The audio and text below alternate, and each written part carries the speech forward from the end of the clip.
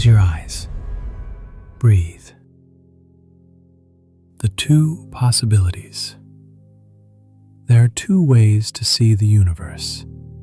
Either it's all connected, purpose woven into everything, dots connecting even when you can't see how. Or it's chaos, random collisions, no plan, just you trying to make sense of static. Here's what matters. Your responsibility stays the same either way. The universe doesn't send instructions. You write your part by how you show up, not by what shows up for you. You don't control the wind. You control the sail. That's not a limitation. That's where your power lives. Why am I troubled?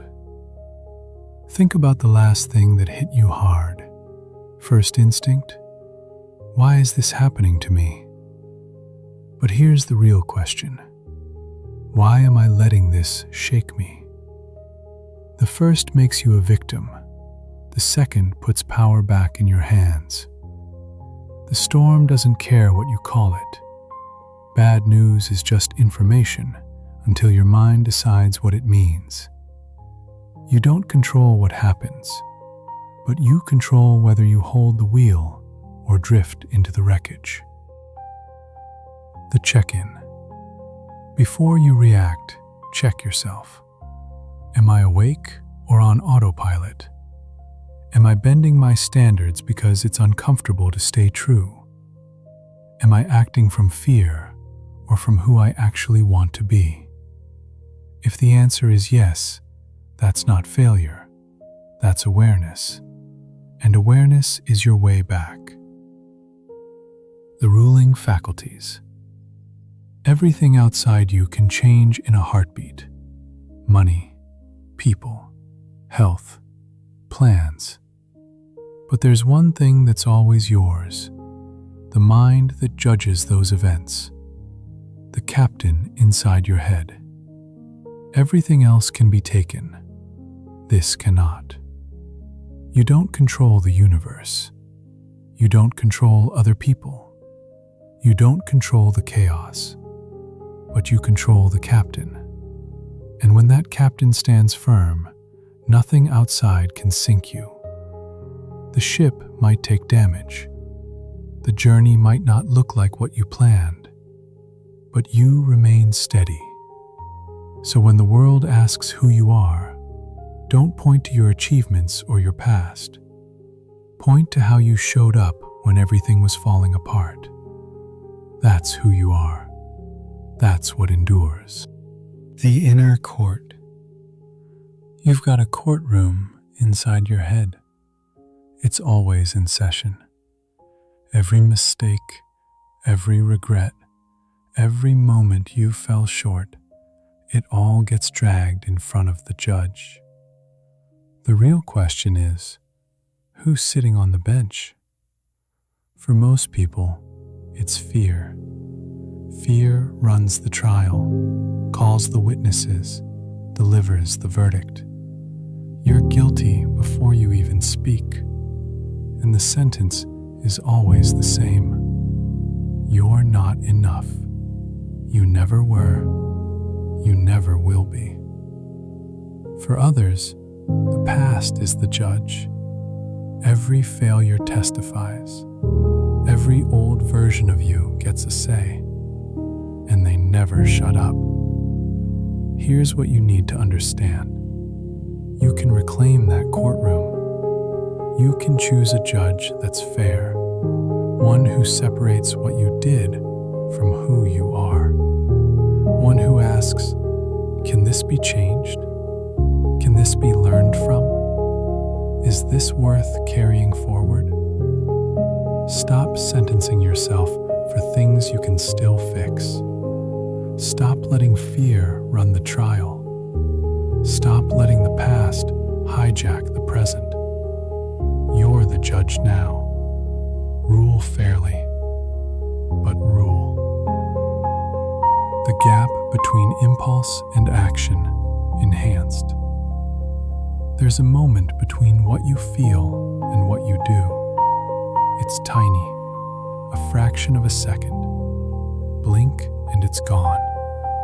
But that gap is everything. Power, discipline, character. It all lives in that space between impulse and action. Someone cuts you off in traffic. Anger hits.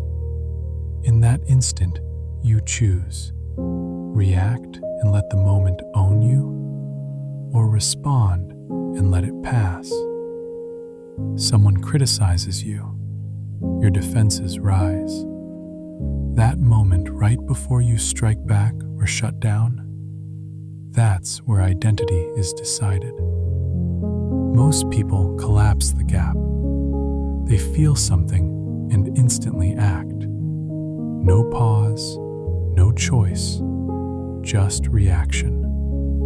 But you can train that gap. You can widen it.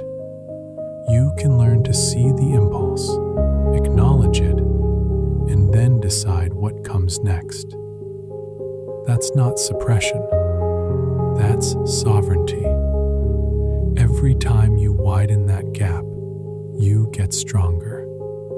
Every time you pause before reacting, you prove you're not controlled by emotion. You're informed by it. The gap is where freedom lives. Learn to live there.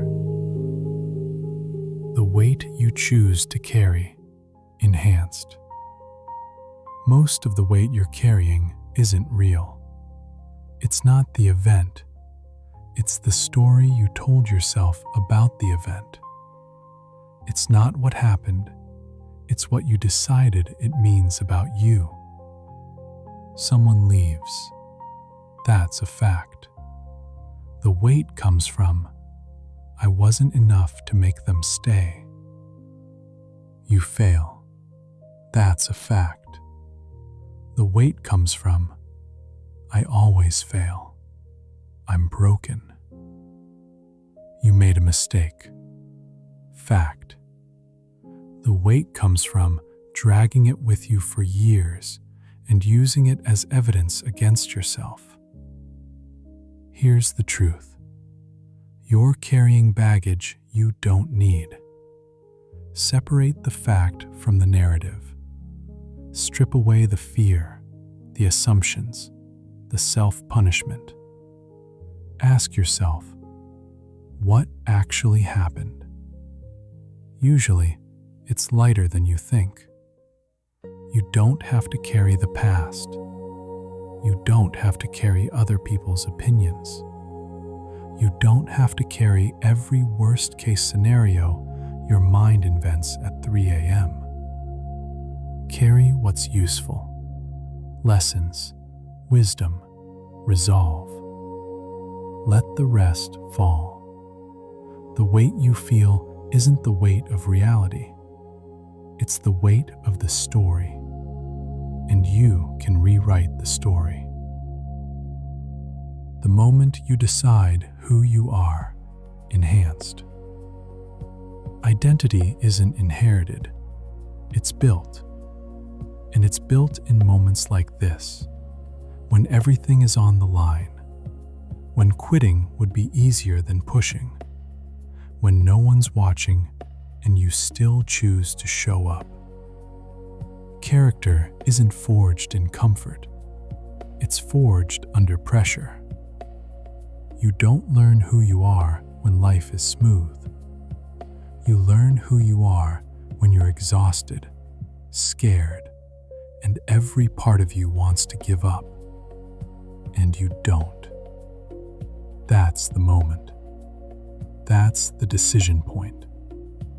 Are you someone who folds when it gets hard?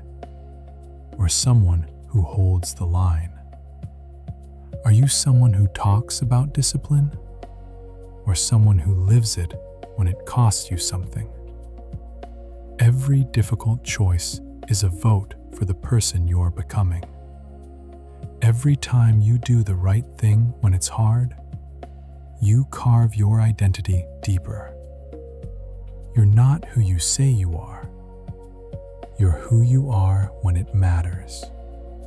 So the next time that moment hits, fear rising, stress pressing, the easy path begging you to take it, remember, this is where your identity is built.